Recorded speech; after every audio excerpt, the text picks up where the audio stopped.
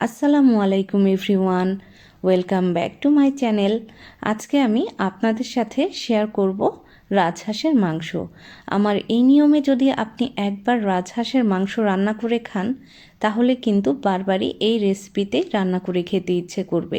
সঠিক মশলার ব্যবহার এবং কিভাবে গন্ধ ছাড়া মজা করে রেসিপিটি তৈরি করা যায় এটাই আজকে শেয়ার করব।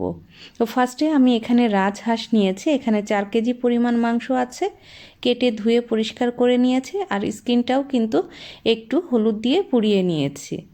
এবার আমি চুলা অন করে হাফ কাপ পরিমাণ সরিষার তেল দিয়ে নিচ্ছি। এতে দিয়ে দিব 2.5 কাপ পরিমাণ পেঁয়াজ কুচি। তো এখানে রাজহাঁসের পরিমাণটা একটু বেশি, তো পেঁয়াজের পরিমাণটাও একটু বেশি লাগবে। তো পেঁয়াজটা নেড়ে চেড়ে একেবারে বেরেস্তার মতো করে ভেজে ফেলতে হবে।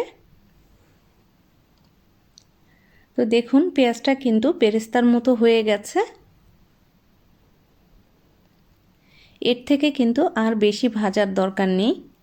তো এবার আমি দিয়ে দিব রসুনের পেস্ট 5 টেবিল চামচ পরিমাণ, আদার পেস্ট দিয়ে দিব 5 টেবিল চামচ পরিমাণ, দিয়ে দিব স্বাদ মতো লবণ।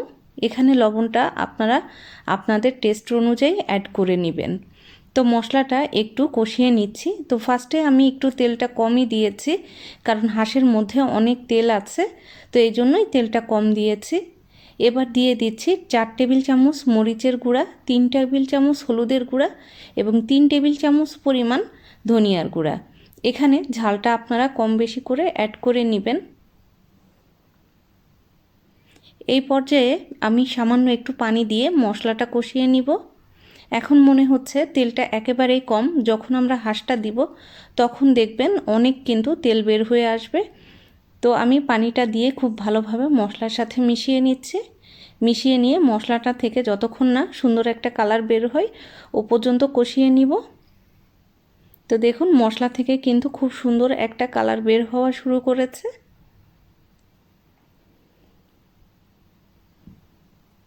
এবার আমি এর মধ্যে দিয়ে দিচ্ছি আগে থেকে কেটে ধুয়ে পরিষ্কার করে নেওয়া রাজহাঁসের মাংস। এবার মশলার সাথে খুব ভালোভাবে মিক্সড করে নিব। আপনারা অনেকেই হয়তো ভাবছেন যে আমি জিরা কেন দেইনি। জিরাটা আমি দিব। জিরার সঙ্গে আরও কিছু উপাদান আমি অ্যাড করে একটা স্পেশাল মশলা তৈরি করে নিব। তো ওই মশলাটাই কিন্তু এই মাংসতে দিব। নেড়ে চেড়ে খুব ভালোভাবে কিন্তু আমি মশলার সাথে মিশিয়ে নিচ্ছি। এবার আমি ঢাকনা দিয়ে ঢেকে রান্না করব প্রায় 5-7 মিনিটের মতো।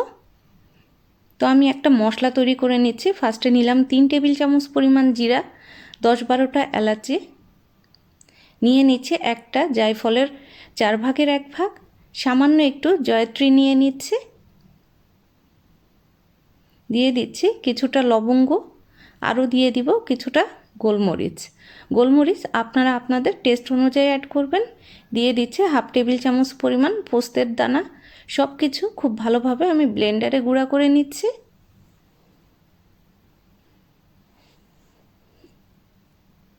এবার আমি ঢাকনা খুলে যেই মশলাটা তৈরি করে রেখেছিলাম সেই মশলাটা দিয়ে দিব। পুরোটাই দিয়ে দিলাম। সাথে দিয়ে দিচ্ছি কিছু দারচিনি আর কিছু তেজপাতা। সব কিছু এবার মশলার সঙ্গে এবং মাংসর সঙ্গে খুব ভালোভাবে কষিয়ে নিব।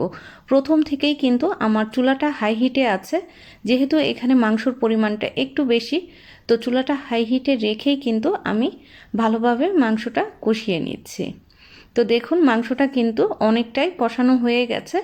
এখন আমি ঢাকনা দিয়ে প্রায় 20 থেকে 25 মিনিটের মতো আরও ভালোভাবে মাংসটা যেন কষানো হয়, তো সেভাবেই কষিয়ে নিব। প্রায় 20 থেকে 25 মিনিটের মতো মাংসটা কষিয়ে নিচ্ছি। চুলাটা কিন্তু আমি হাই হিটেই রেখেছি। তো এবার আমি ঢাকনা খুলে নিচ্ছি। 20 থেকে 25 মিনিটের মতো মাংসটা আমি খুব ভালোভাবে কষিয়ে নিয়েছি। এবার আমি এর মধ্যে দিয়ে দিচ্ছি ফুটানো গরম পানি। এখানে আমি ঝোলের জন্য পানিটা অ্যাড করব। তো ঝোলটা আপনি আপনার পরিমাণ মতো দিবেন, যাতে করে মাংসটা খুব ভালোভাবে সিদ্ধ হয়। তো এবার আমি চুলাটা মাঝারি হাই হিটে রেখে মাংসটা খুব ভালোভাবে সিদ্ধ করে নিব। আরও কিন্তু প্রায় আমার 30 মিনিটের মতো টাইম লাগবে। যেহেতু এটা রাজহাঁস, তো রাজহাঁস সিদ্ধ হতে একটু বেশি টাইম লাগে, এটা কিন্তু আমরা সবাই জানি। তো চুলাটা মাঝারি হাই হিটে রেখে আমি এই হাঁসটা খুব ভালোভাবে সিদ্ধ করে নিচ্ছি, আর ঝোলটাও আপনারা আপনাদের প্রয়োজন মতো রাখবেন। এ পর্যায়ে হাঁসটা বেশ ভালোভাবে সিদ্ধ হয়ে গেছে, আমি ঢাকনা খুলে নিলাম। দিয়ে দিব কিছুটা কাঁচামরিচ, আরও দিয়ে দিচ্ছি ভাজা জিরার গুঁড়া। লাস্টে অবশ্যই ভাজা জিরার গুঁড়া অ্যাড করবেন। আমি এখানে 1.5 টেবিল চামচ পরিমাণ ভাজা জিরার গুঁড়া অ্যাড করেছি। সব কিছু আবারও খুব ভালোভাবে মিশিয়ে নিতে হবে। সব কিছু ভালোভাবে মিশিয়ে নিয়ে প্রায় 2 মিনিটের মতো আমি আরও রান্না করব। তো এই পর্যায়ে মনে হচ্ছে ঝোলটা অনেক বেশি, ঝোলটা কিন্তু বেশি না। যেটা দেখতে পাচ্ছেন এটা কিন্তু তেল আর মশলা, হাঁস থেকেই কিন্তু অনেক বেশি তেল বের হয়। তো রান্নার সময় ফার্স্টেই অনেকগুলো তেল দেওয়ার দরকার নেই। তো এই পর্যায়ে হাঁসটা খুব ভালোভাবে হয়ে গেছে, আমি চুলা বন্ধ করে নিচ্ছি। দেখুন হাঁসটা কতটা ইয়াম্মি হয়েছে। আল্লাহ হাফেজ।